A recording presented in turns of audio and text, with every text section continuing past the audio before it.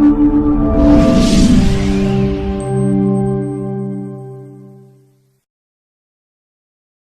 think it is in order for this House to express itself and very strongly in support of the statement by the Chair of the Defense and Foreign Relations regarding utterances attributed to one of us, and unfortunately a member of this august House, who has brought unnecessary friction, unnecessary conflict, and unnecessary misunderstanding and disagreements between two important neighboring nations, Kenya and Tanzania.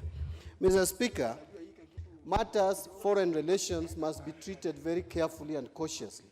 And I want to urge my colleagues, members of parliament, much as we may want to seek for publicity, for popularity, much as we would want to seek for votes, we must remember that the wider interest of the country overrides any other interest.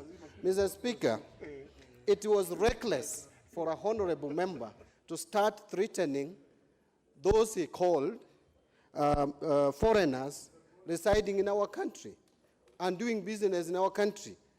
Mr. Speaker, the relationship between Kenya, Tanzania, Uganda, and indeed all African nations, some of us are thinking that we should not even have these borders, because these imaginary borders were actually created by colonialists.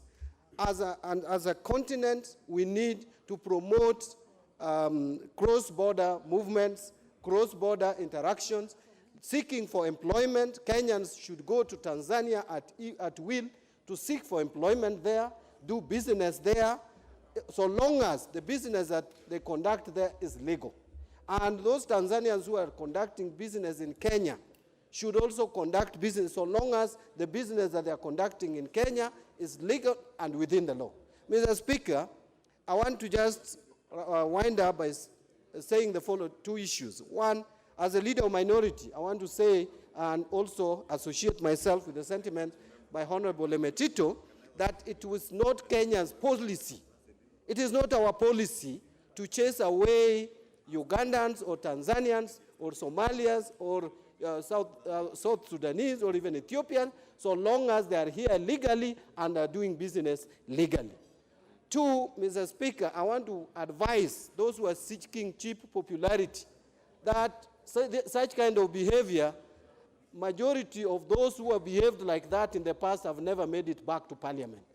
Mr. Speaker, there is a former member of parliament from a neighboring constituency, from where he comes, and I will not mention his name, but he came to this house dressed in tattered clothes, thinking he was seeking sympathy. He went for a by-election and he lost. So, Mr. Speaker, what is out of order, really? Now I'm just advising, how can I be out of order when I'm offering advice? So, but Mr. Speaker, I think let me conclude by saying that this country, and especially elected leaders like us, must come out strongly to condemn what Honorable Kanyi said in public rally, which has now brought diplomatic misunderstanding between Kenya and Tanzania. Thank you, Mr. Speaker, and thank you, Mr. Speaker, and I support. Thank you very much.